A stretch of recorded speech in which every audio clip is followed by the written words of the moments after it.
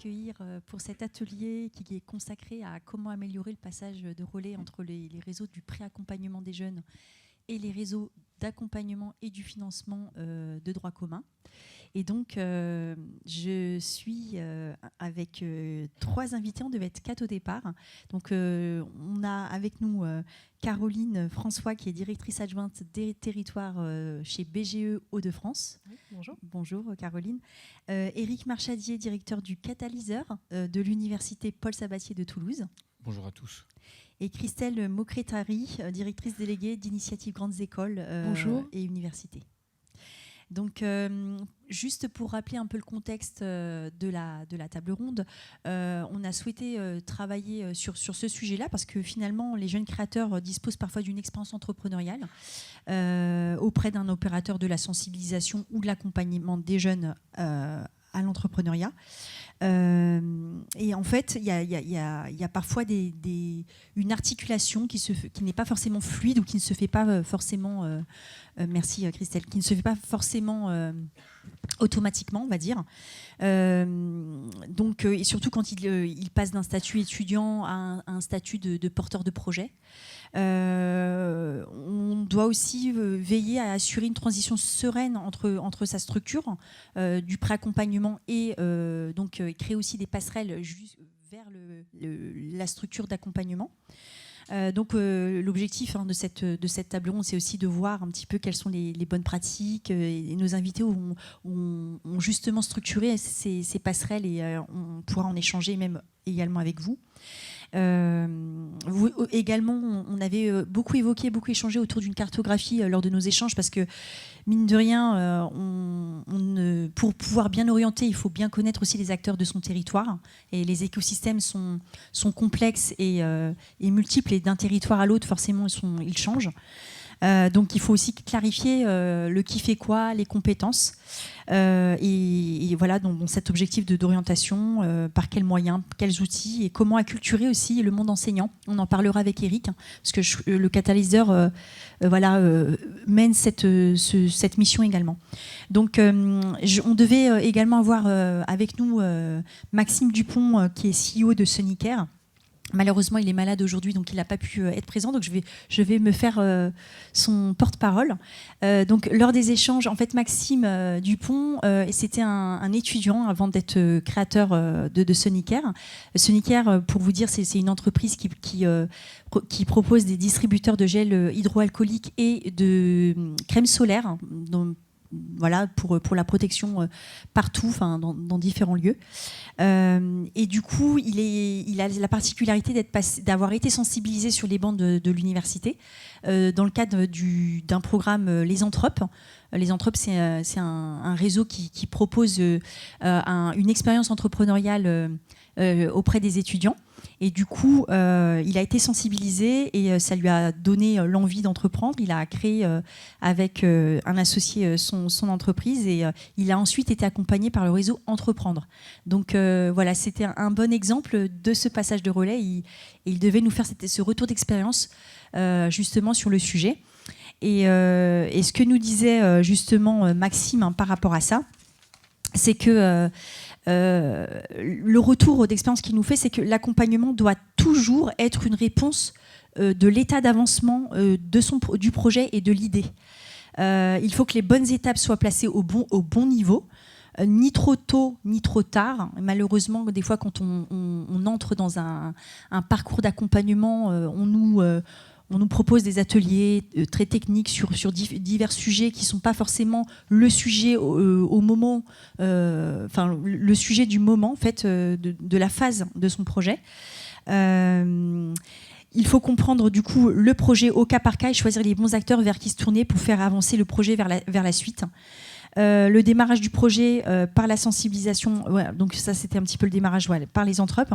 Il a eu un accompagnement initial, donc cet accompagnement il existe bien, mais il y a un gap, ce qu'il nous disait, entre avant l'accompagnement et l'accompagnement par exemple Pépite, qu'il a eu aussi, et l'accompagnement Réseau Entreprendre, parce que pour Réseau Entreprendre, il faut effectivement avoir généré du chiffre d'affaires. Donc entre les deux, il manque une brique. Hein, dans la cartographie, finalement, il y a une zone grise là, ou une zone blanche. Et du coup, effectivement, il y a une passerelle peut-être à créer. Donc il a été ensuite accompagné par Live for Good, qui a pu répondre à son besoin. Mais effectivement, l'accompagnement doit toujours être une réponse à l'état d'avancement du projet. Et puis ce qu'il nous disait également, du coup, certains projets n'arrivent pas à sortir aussi du côté bête à concours et ne sont pas assez confrontés avec le terrain, la réalité. Donc la phase de maturité du projet doit être la raison première du passage d'un accompagnement à un autre. Et on met assez peu en avant la partie commerciale, la confrontation au marché, qui est pourtant primordiale. Donc voilà un petit peu le retour d'expérience qu'il nous faisait. Donc du coup, j'aimerais commencer avec Éric Marchadier, parce que finalement, les missions du catalyseur sont quand même aussi sur la phase d'émergence. Avant toute chose, Éric, pouvez-vous nous présenter plus en détail la structure du catalyseur qu'on ne connaît pas forcément bien, et puis la philosophie d'accompagnement des jeunes entreprises qui est la vôtre? Alors juste pour cadrer le contexte, donc on appartient à une université scientifique. Donc le catalyseur est un projet d'investissement d'avenir, hein, pour ceux qui connaissent, un PIA2, qui a été gagné en tant que lauréat entre 2015 et 2016 autour de 2 sujets que sont l'innovation, la créativité et l'entrepreneuriat étudiant. Donc, dans notre université qui est très scientifique, je vous l'ai dit, on a tous les corps de métier. C'est assez intéressant de poser ce contexte-là dans le territoire. Et en particulier, donc, on a la santé d'un côté, avec médecins, pharmaciens, les instituts de soins infirmiers, les odontos, etc. On a tous les scientifiques, alors les maths, la physique, la chimie, la biologie et l'informatique, pour faire rapide. Au milieu, on a les composantes technologiques, donc les IUT, et puis on a des sportifs. Et donc, quand on secoue un peu tout ça, on a un terrain extrêmement intéressant où on se dit mais comment on va introduire de l'entrepreneuriat, de l'innovation à l'intérieur. Donc, c'est assez intéressant de voir qu'en quelques années, on a réussi à intégrer dans les enseignements finalement des heures de cours dès le L1 jusqu'au M2 et maintenant chez les doctorants pour développer ces savoirs et savoir-faire qui sont très importants dans ce cadre-là. Ce qui est très intéressant aussi à signaler, c'est qu'en fait, on est soutenu, et ça c'est un ancrage dans le territoire qui est intéressant par rapport au thème de cet atelier, par 5 membres fondateurs qui sont des écoles régionales, des institutions publiques, et on a 32 partenaires publics et privés, donc en particulier des grosses sociétés, dans notre environnement toulousain, sur le campus de Rangueil à Toulouse, donc des sociétés telles qu'Airbus par exemple dans le domaine aéronautique, mais pas que. Alors les partis pris du catalyseur, déjà, c'est ses missions. Il y a 2 missions. Une mission en amont qui est une mission de sensibilisation, d'acculturation et de formation des étudiants, mais pas que. On s'adresse aussi à nos cibles qui sont nos enseignants, chercheurs. Eux-mêmes, dans les laboratoires, on a 70 laboratoires scientifiques chez nous, créer de temps en temps des startups. On sait tous que les labos publics, c'est pas forcément le bon endroit pour développer l'activité transformée au niveau du privé. Donc on va pouvoir les aider là aussi à développer leur savoir et savoir-faire sur ces sujets-là. Et si je résume juste cet écosystème, ça revient à dire comment on intègre des savoir-faire de type soft skills à des scientifiques qui n'ont pas trop vu la gestion jusqu'alors dans leurs études, que ce soit des étudiants initiaux ou que ce soit des enseignants-chercheurs ou des personnels administratifs.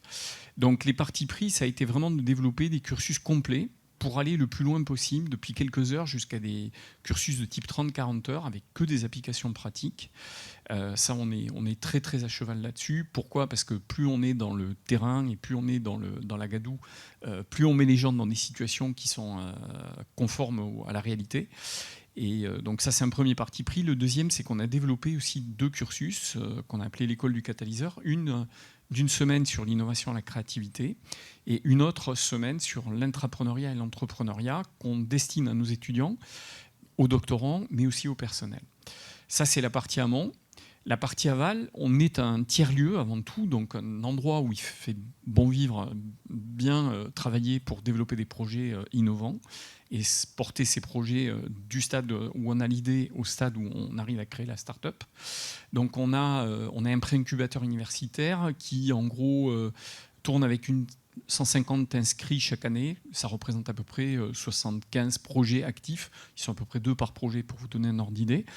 Et là, on a notre parti pris, qui est le 3e, c'est de faire un accompagnement vraiment cousu main. Donc, si vous avez assisté à la matinée, vous avez entendu des choses que je rappelle à nouveau. Je crois beaucoup à un accompagnement cousu main sur la durée.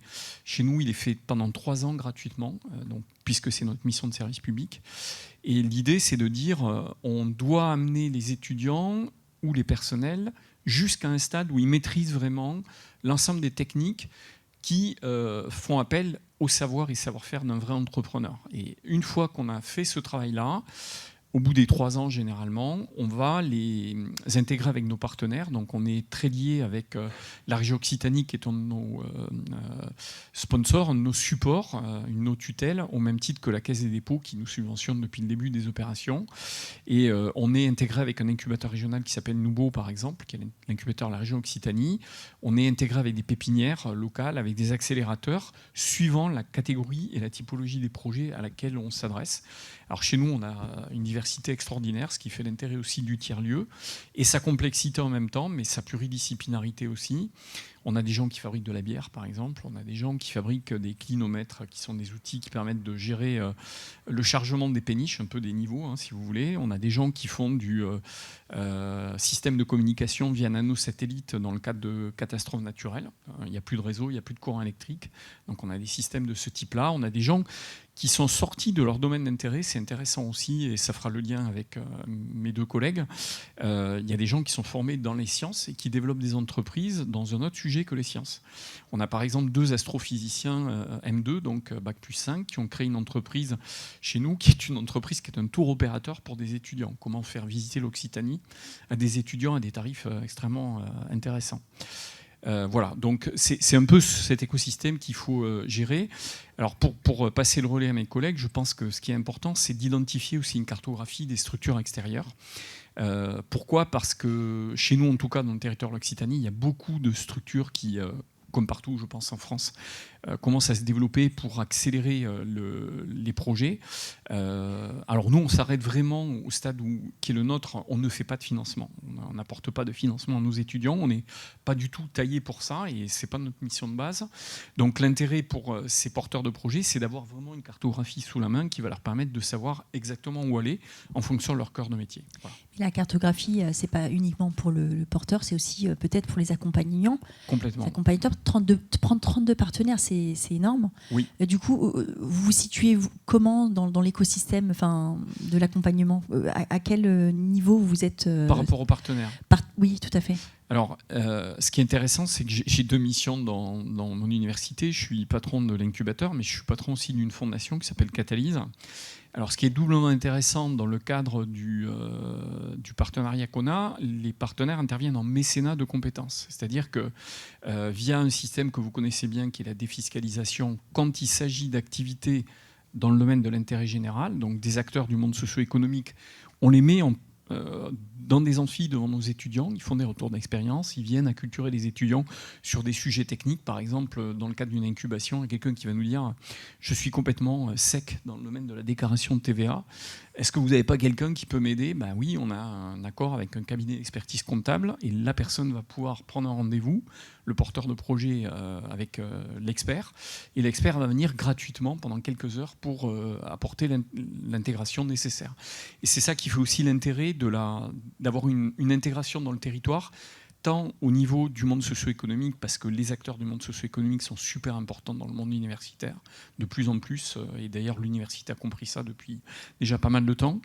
Et ensuite parce qu'il y a un intérêt aussi réciproque du point de vue du monde socio-économique, où venir dans le monde universitaire, c'est pouvoir choisir des étudiants, c'est pouvoir avoir beaucoup plus de facilité à avoir des stagiaires, et puis développer cette culture innovante et créative qui doit être développée pour que la France, demain, devienne un territoire d'exception. Du coup, Christelle, déjà, j'aimerais qu'on juste nous expliquer ce que fait IGEU quand même, avant toute chose, et ensuite nous nous donner un éclairage, justement, nous expliquer comment les jeunes entrepreneurs se positionnent par rapport au financement, parce que c'est un peu l'objet de votre mission. Donc, Initiative Grandes Écoles et Universités, c'est une plateforme du réseau Initiative. Notre particularité, c'est que nous sommes nationales et que nous, en fait, notre ADN, c'est de soutenir la création d'entreprises dans les grandes écoles, les universités, les centres de recherche. Et donc, on vient se pluguer à un système, enfin, une organisation, une université ou une grande école qui a développé un cursus à l'entrepreneuriat et qui a également un incubateur.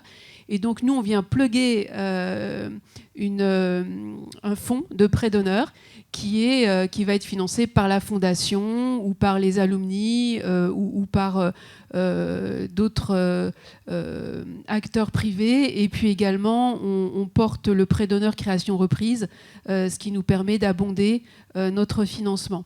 Donc, que vous dire de plus sur IGEU ? Donc on a presque 10 ans, on a financé 300 entreprises qui sont plutôt innovantes, voire très innovantes, parce que nos partenaires sont des écoles d'ingénieurs.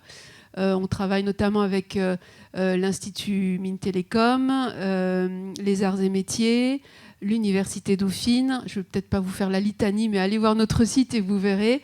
Et on travaille avec des universités et des grandes écoles en région parisienne, mais pas que, puisque par exemple pour l'Institut Mines Télécom, on a sur les 2 fonds, donc il y a un fonds numérique, un fonds industrie et énergie, on travaille avec les 8 écoles et 11 incubateurs qui sont répartis sur la France entière.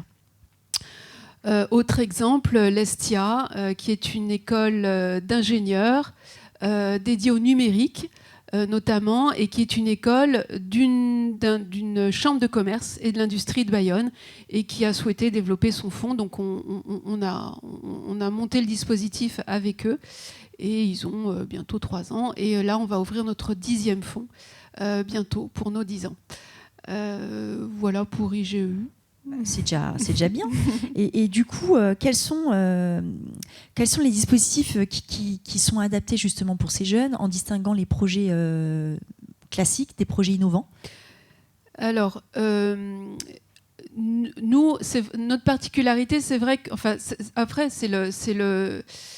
ça va être les comités d'agrément. En fait, chaque fonds a son propre comité d'agrément avec son écosystème, les universitaires, mais pas que. Ce comité d'agrément, il va octroyer un financement. Et donc, dans ces comités, on a représenté tous les domaines d'une entreprise, du marketing, développement du marché, tout ce qui est ressources humaines, etc., ce genre de sujets, et aussi aller chercher du financement après notre prêt d'honneur, mais pas que. Et donc, nos écoles sont plutôt innovantes. Enfin, ce sont des écoles d'ingénieurs et qui viennent financer de l'innovation, mais pas seulement finalement. On peut aller financer une innovation d'usage ou ce genre de choses. On n'est pas que innovant. Et puis, peut-être aussi vous dire que les projets, les créateurs que nous finançons ne sont pas que des jeunes diplômés. On est à peu près à 50% de jeunes diplômés, donc des personnes, des jeunes diplômés qui vont développer leur projet d'entreprise dans le cadre du cursus dans lequel ils se sont inscrits. Mais aussi, on a une autre part, ce sont des personnes qui ont déjà une expérience professionnelle et qui viennent se faire accompagner dans les incubateurs et chercher des compétences techniques ou technologiques au travers de ces écoles. Parce qu'en fait, notre dispositif, il a la particularité d'animer un peu comme vous, finalement, d'animer tout un écosystème, on l'a dit aussi ce matin, ce terme, un écosystème auprès de chacun de nos partenaires, où il y a les enseignants, mais aussi les alumni qui sont qui travaillent dans des grands groupes ou des PME et qui ont aussi créé. Donc c'est un petit peu un bouillon de culture dédié à la création d'entreprise où le créateur va trouver, je dirais, un peu aller chercher dans la boîte à outils tous les outils pour aller développer son projet. Lors de nos échanges, ce qu'on se disait, c'est que finalement, le sujet du financement, c'est pas le sujet crucial ou fondamental pour... le financement intervient dans le cadre d'un parcours d'accompagnement, finalement. Tout à fait. Au sein du réseau Initiative, le maître mot, c'est vraiment l'accompagnement. Et le financement fait partie de cet accompagnement, mais ce n'est pas que ça. Et surtout quand on s'adresse à des jeunes diplômés qui n'ont pas une couverture d'endettement très importante, on vient... déjà, nos comités d'agrément vont donner leur avis, vont octroyer ce prêt d'honneur. Et il ne s'agit pas pour nous de les mettre dans le mur. Hein. Voilà, on est là pour leur dire « Ok, on va vous financer, mais on va surtout aussi vous accompagner. » Et donc, il s'agit de les accompagner tout à un moment donné, donc avec l'incubateur, mais aussi avec nos parrains et marraines du réseau, pour qu'ils poursuivent le développement de leur projet, une fois financé, bien sûr, mais effectivement, pas que. Et oui, ce que je voulais dire, notamment pour les porteurs qui sont plus jeunes, c'est qu'il faut désacraliser l'idée du financement. C'est-à-dire que je vais me répéter, mais le financement, c'est un moyen, c'est pas une finalité. On a, et je crois que Maxime l'aurait encore mieux exprimé que moi, c'est que quand on crée une entreprise, évidemment, il faut du carburant dans la fusée, mais il ne s'agit pas d'être une bête à concours, hein, je crois que c'est ce qu'il nous avait dit.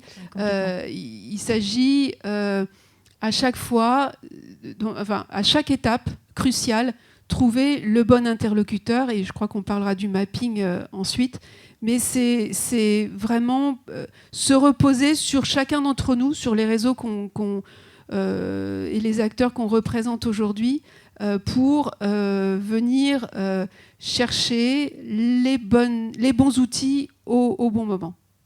Complètement. Donc c'est vrai qu'avant de cette table ronde, on a organisé, nous, chez BPI France, des travaux notamment sur ces sujets de passage de relais. Et effectivement, le sujet financement fait peur aussi, pas qu'aux jeunes d'ailleurs, hein, aux porteurs de projets en général, et qu'il y a ce sujet qu'il faut effectivement désacraliser et accompagner pour sécuriser les parcours, tout simplement. Ouais.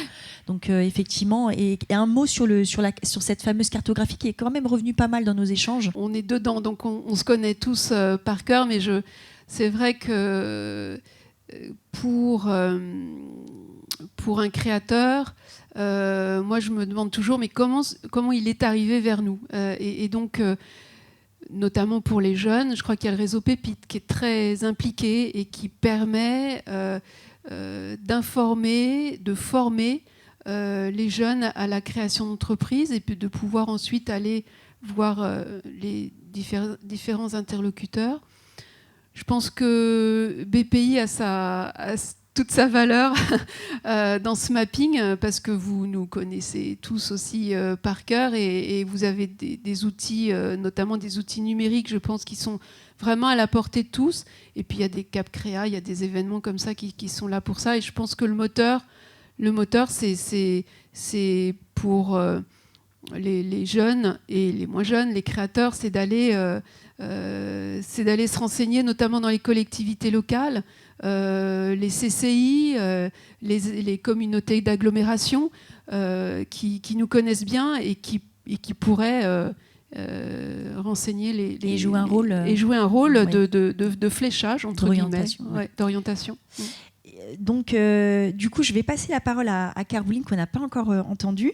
Vous êtes donc BGE, donc un réseau généraliste. Et du coup, est-ce que BGE prévoit des approches modulaires et flexibles, justement, pour poursuivre l'accompagnement de ces jeunes, déjà passés par des structures avant de venir vous voir? Et donc, ça, c'est déjà la première question. Comment ça se passe? Et finalement, pour faire la jonction aussi avec ce qui a été dit juste avant. Alors effectivement, BGE, c'est une structure d'appui aux entrepreneurs. Le métier premier de BGE, c'est le conseil et la formation avant et après la création d'entreprise. Et ce qu'on fait aussi beaucoup, c'est la sensibilisation. Voilà, ça a été souligné largement. Ce qui est important auprès des jeunes, c'est déjà de passer le message qu'entreprendre, c'est possible et de le faire suffisamment tôt, parce qu'il faut répéter ce message plusieurs fois pour que aussi ça puisse faire son bonhomme de chemin, semer la petite graine, comme on dit. Donc ça, c'est important de le faire régulièrement, de le faire auprès des établissements scolaires et universitaires. C'est ce qu'on fait depuis plus de 20 ans. Et en Hauts-de-France, voilà, parce qu'on a une région aussi qui aime beaucoup le sujet de l'entrepreneuriat et qui porte beaucoup ce sujet. Et qui nous aide là-dessus. C'est à peu près 15 000 jeunes qui sont sensibilisés par BGE en Hauts-de-France. Donc ça a son impact, mais cet impact-là n'est pas suffisant, puisque je rejoins tout à fait ce qu'Éric disait, il faut sensibiliser les enseignants. Ce qui est important, c'est, voilà, nous, à notre petite mesure, on ne peut pas sensibiliser l'ensemble des jeunes. Donc c'est ceux qui sont au contact des jeunes qui sont les premières portes d'entrée et qui sont aussi à acculturer, à sensibiliser sur le sujet de l'entrepreneuriat, et ce qui nous paraît essentiel. Alors la particularité dans notre région, c'est qu'on a un dispositif aussi porté par les universités, aidé par la région, qu'on appelle les Hub House, qui sont des dispositifs dédiés à l'entrepreneuriat dans les universités et qui ont ce rôle justement de sensibiliser et d'accueillir les jeunes étudiants sur leurs questions de projet, sur l'idée qui trotte dans la tête, et de commencer à travailler sur cette idée, à poser les bases du projet et à commencer à clarifier un petit peu ce parcours qui est à venir.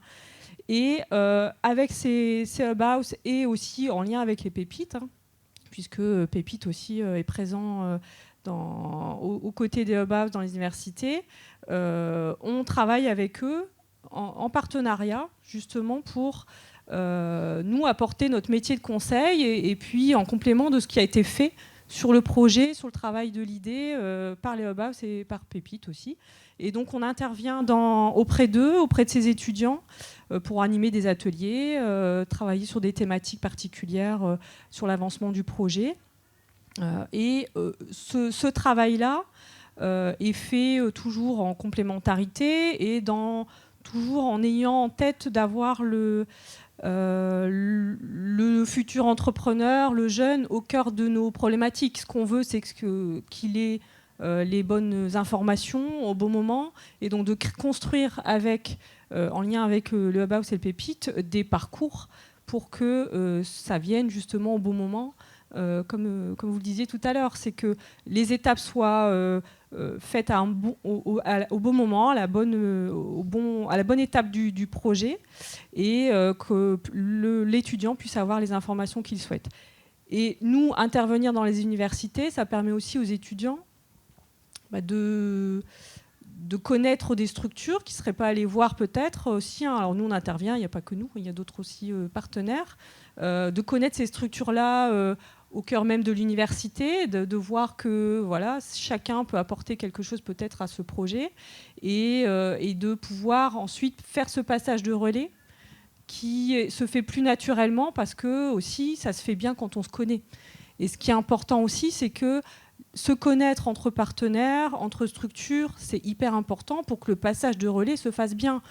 Quand on se connaît, c'est pas juste avoir consulté le site internet, c'est aussi se côtoyer. C'est ça, c'est oui. des moments comme ça aussi, c'est de pouvoir échanger, participer à nos actions respectives, participer à des événements, à intervenir chez l'un, chez l'autre, à pouvoir partager nos pratiques, et comme ça pouvoir trouver le bon interlocuteur pour l'étudiant, pour le jeune, qui sera identifié, et pour le jeune, ne pas se perdre justement dans ce méandre peut-être de structures qui existent, mais de pouvoir, pour l'opérateur, de pouvoir orienter correctement vers le bon partenaire.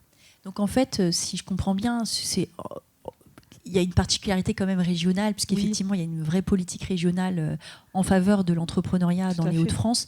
Et il y a un parcours quand même qui est structuré, qui est structuré et porté par la région, soutenu par la région, et finalement un maillage et un écosystème territorial, régional, qui permet justement la bonne connaissance la bonne détection, le bon accompagnement au bon moment et orientation derrière vers les bons acteurs, si je comprends. C'est ça, tout à fait. C'est vrai que le maillage partenarial qui a été construit au fil des années, porté par la région, effectivement, par ce programme, le programme Starter maintenant, c'est vrai que ça fait de nombreuses années que c'est porté.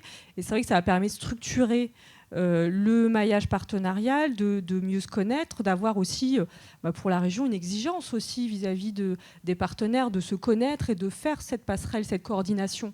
Et ça s'est mis en place progressivement. Effectivement, au démarrage, on apprend à se connaître et puis au fil des années, on se connaît mieux, on partage aussi nos pratiques. Et c'est ce qui fait finalement la plus-value aussi de ce maillage. Et ça se traduit comment pour bien connaître finalement les acteurs, est-ce que vous avez mis en place des outils, des événements, des choses justement qui permettent la bonne... Pas spécifiquement des outils précis, mais je le redis, c'est se connaître, c'est se voir, quoi. Donc on participe au comité Pépite, au comité dans les universités participent à nos événements. On se côtoie, on se voit.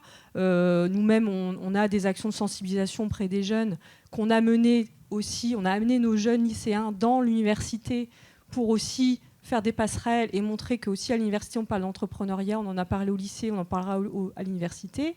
Voilà, c'est des passerelles qui sont super importantes, qui font le lien entre ces partenaires. Et donc, c'est ça qui nous paraît en tout cas essentiel. Et du coup, quelles sont vos préconisations justement pour bien orienter vers les bonnes structures, sachant que voilà, il y a une multitude une typologie de projets, de nature de projets. On en parlait tout à l'heure avec Eric. Il y a des projets innovants, des projets plutôt liés à la culture, plutôt liés à différents sujets. Comment ça se passe, comment vous faites, et après plus généralement, je poserai une question à tous les intervenants sur un peu vos idées, vos propositions aussi justement pour bien améliorer le passage de relais, pour le structurer. Donc c'est vrai que la première étape, c'est déjà travailler sur la base du projet. Et donc l'accompagnement, les structures d'accompagnement généralistes, pour moi, c'est notre métier accompagner, c'est guider vers. La définition d'accompagner, c'est guider vers. Donc notre métier, c'est d'accompagner vers la création, de guider vers la création, mais de guider vers les partenaires, les structures et les orientations que prend le projet, puisque le projet initial ou l'idée de base peut très, très certainement évoluer au fil de l'accompagnement et se spécialiser au fil de l'eau et orienter finalement vers le bon partenaire. Eric, est-ce que vous avez justement des idées, des propositions sur ce passage de relais ? Mais moi, je crois que la structure qui est en charge à un moment donné un porteur de projet ou une porteuse de projet, parce qu'on en a quand même de plus en plus aussi dans le monde universitaire, même sur des matières qui sont a priori pas très féminines, je pense que quand on connaît bien le porteur, la nature du projet, on est capable de diagnostiquer comme en médecine. Je connais le mal, je peux le traiter. Et là, c'est pas un mal, c'est un bien finalement, c'est le contraire. Mais donc, on connaît bien le projet, on est capable de l'orienter vers sa thématique. Et là, je crois qu'on revient à ce qui a été dit par ma collègue de droite. Il est très important d'avoir des relations avec l'écosystème local. Pourquoi ? Parce que ces relations vont permettre de faciliter le transfert d'une structure à une autre, de l'adapter aussi, parce que parfois il n'y a pas qu'un problème de métier, il y a un problème de financement, on en a parlé, il y a aussi un problème de solidification dans le temps. On connaît tous le mot pivoter, hein. Il y a des start-upers qui sont partis sur un sujet, ils ont changé de train ou de gare en cours de voyage, et ils sont très heureux d'ailleurs à la fin, parce que globalement ils ont mené leur projet à terme.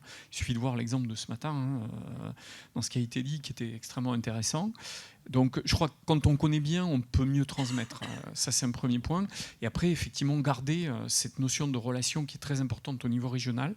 Je crois que la région et puis la BPI aussi a un rôle très important, c'est d'animer cette espèce d'écosystème, peut-être en rendant obligatoire annuellement des réunions. On a parlé d'école d'été, enfin pas d'école d'été, de session d'été, je crois que ce matin, hein, c'est le terme qui a été utilisé, d'université d'été. On a bien ça chez nous dans le monde universitaire, mais ça paraît une bonne idée pour justement fédérer les acteurs et voir que, surtout, point très important aussi, qu'on ne soit pas des concurrents.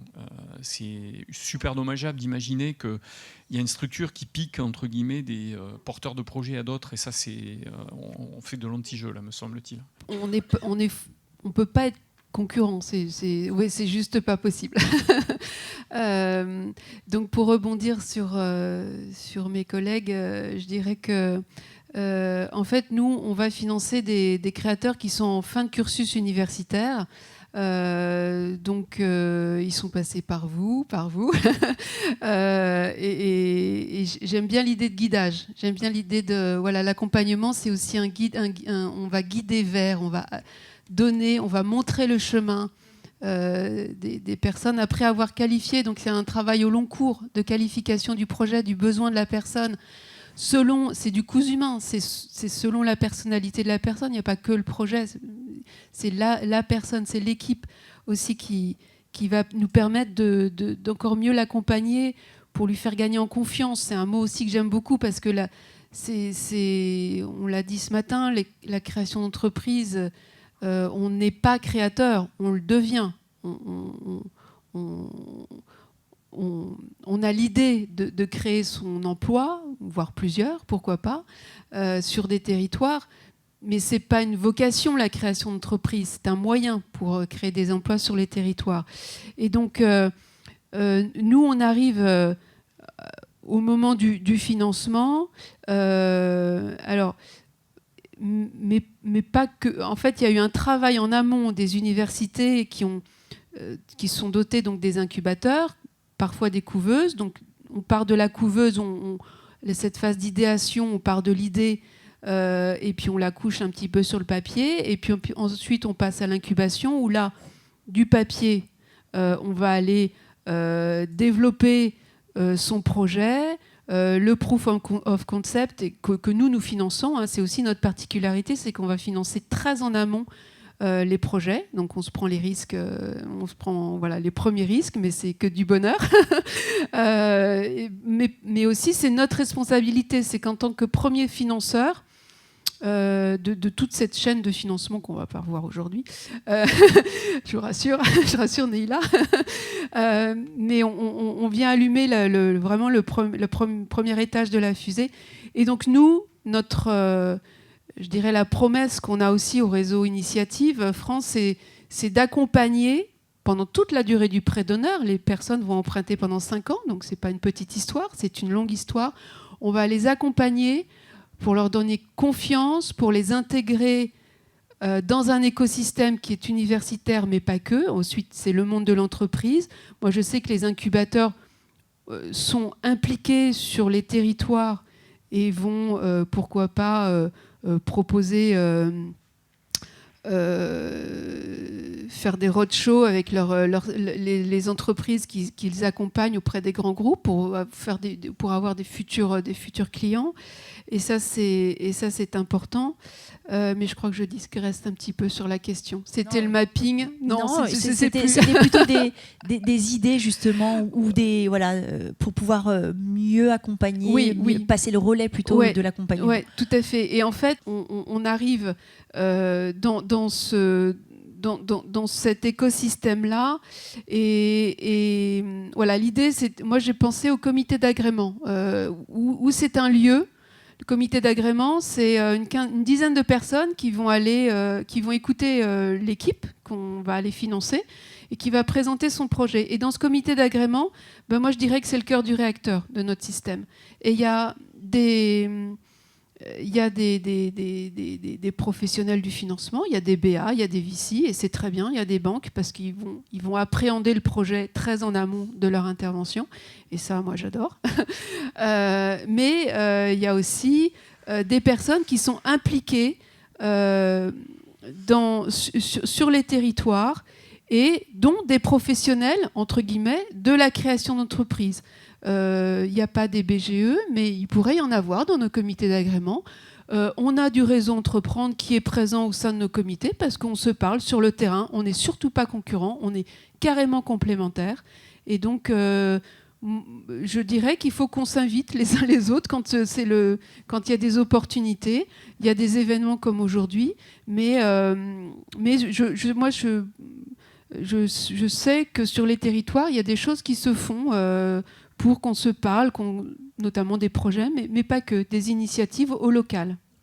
Et donc là, c'était un petit peu les idées. Du coup, est-ce qu'il y a des trous dans la raquette? Est-ce qu'il y a des choses vraiment... Alors, on a parlé de cartographie, on a parlé de s'inviter, etc. Est-ce que vous voyez d'autres choses justement pour améliorer? Et ensuite, je passerai peut-être la parole au public. J'aimerais vous interroger sur pourquoi pas, vous avez des idées peut-être, partagez vos expériences et puis peut-être aussi éventuellement des questions. On a monté par exemple des ateliers avec une banque locale qui est la Banque Populaire Occitane, en faisant secouer nos porteurs de projets comme s'ils devaient défendre un dossier financier avec 2 banquiers en face, et ça donne des résultats assez intéressants.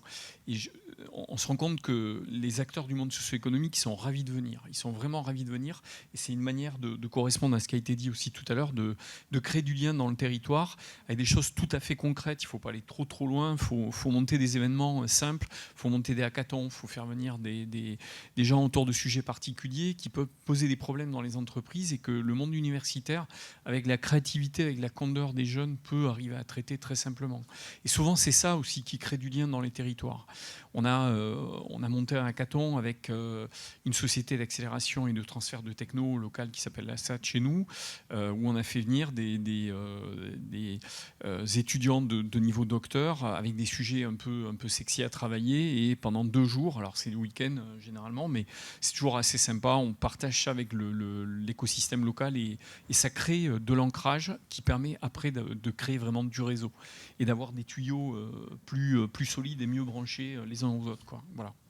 Caroline, je ne sais pas si vous avez le dernier mot avant de passer. Oui, moi, ce que je voulais ajouter, c'est que effectivement notre préoccupation à tous, c'est d'avoir le jeune, le futur entrepreneur au cœur de notre problématique. C'est le sujet principal, ça doit être celui-là, et son besoin, et répondre à son besoin. Donc si on se connaît mieux, forcément, on va mieux répondre à son besoin.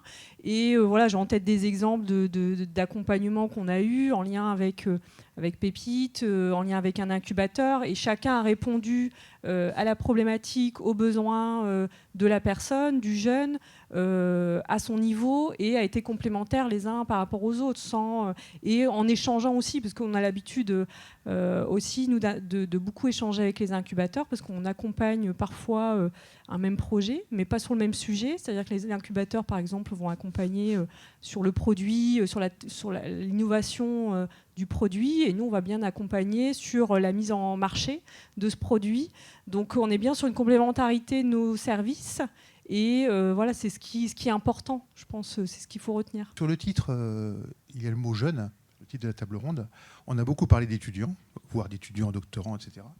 Moi, je voulais votre avis, tous les trois, et peut-être plus particulièrement M. Marchadier, pour savoir s'il est souhaitable et possible de faire venir des jeunes plus éloignés de l'emploi, et pourquoi pas de les faire travailler ensemble avec des étudiants, avec des start-upers, pourquoi pas. Est-ce que c'est quelque chose qui est du domaine de l'idéal ? Est-ce qu'un incubateur, par exemple, peut permettre des passerelles sur ce type d'initiative ? On a mis 5 ans pour acquérir un savoir-faire qui est assez intéressant, parce qu'on a une équipe qui est pluridisciplinaire, que j'ai mis du temps à recruter. Donc il y a des gens de tous les niveaux, de tous les corps de spécialité. On n'a pas encore attaqué, par exemple, la problématique à Toulouse, dans la métropole toulousaine, des quartiers prioritaires de la ville. Tout simplement, pour la deuxième partie de mon intervention, c'est un problème de ressources.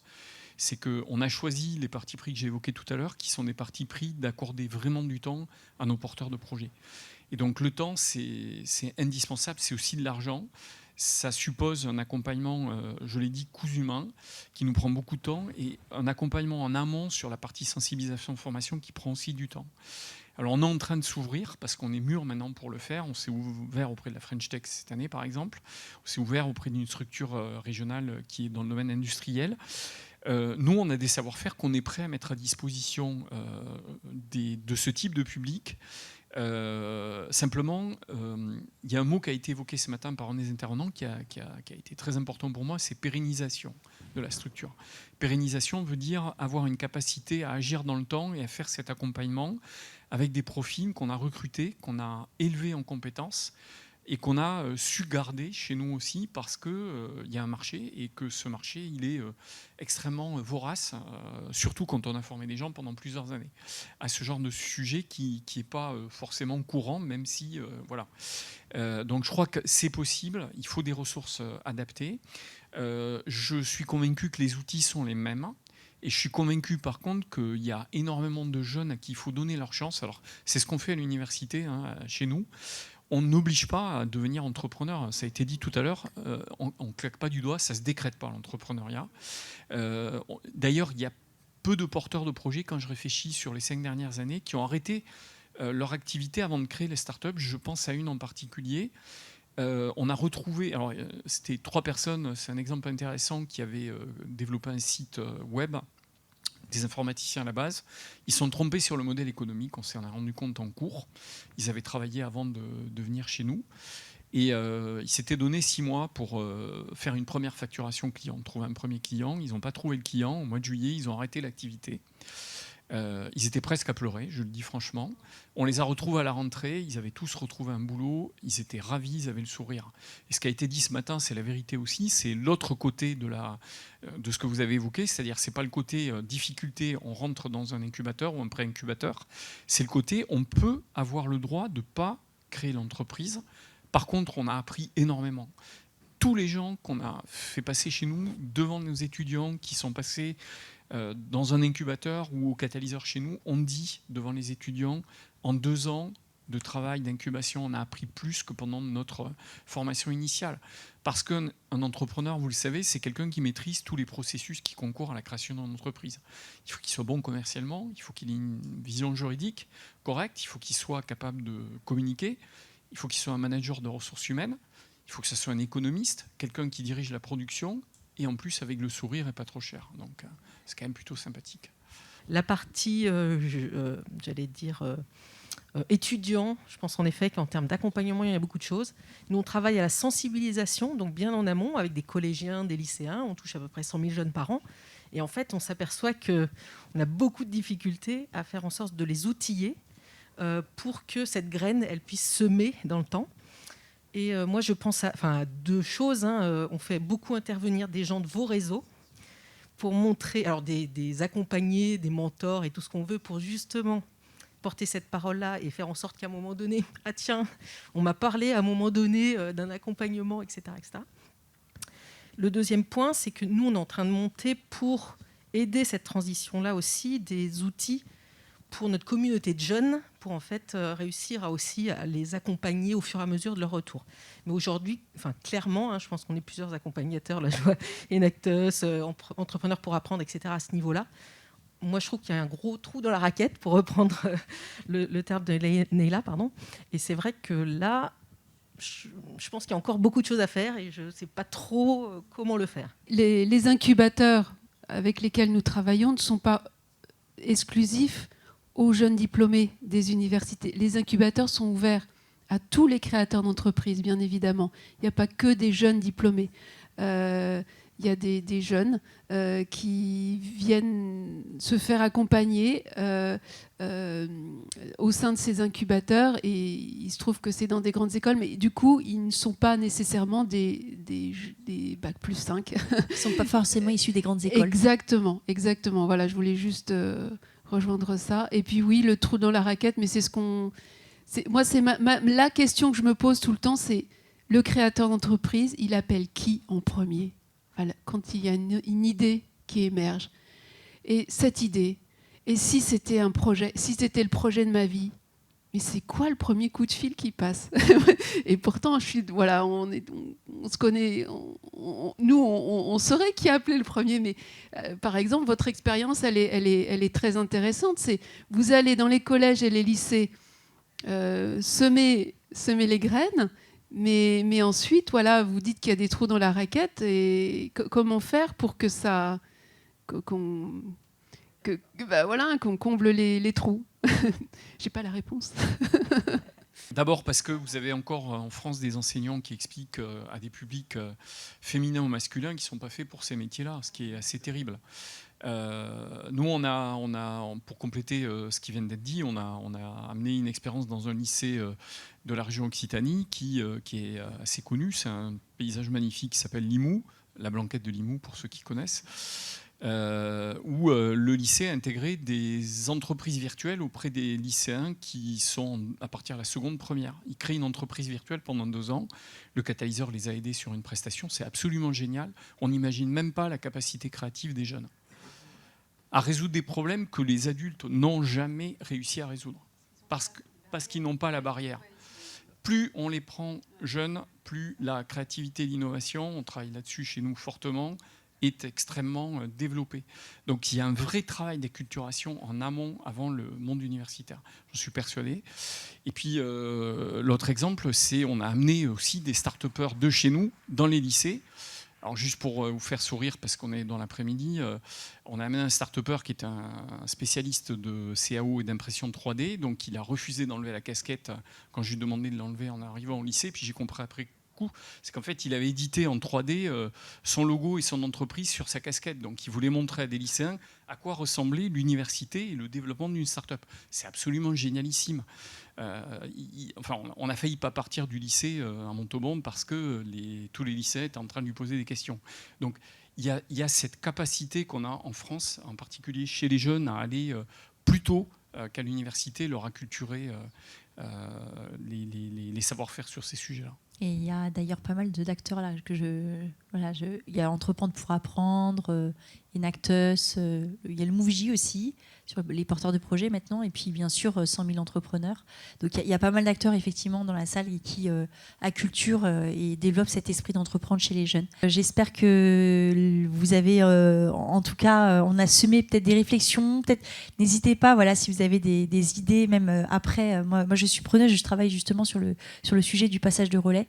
Donc voilà. Écoutez, merci en tout cas à nos intervenants. Merci à vous trois.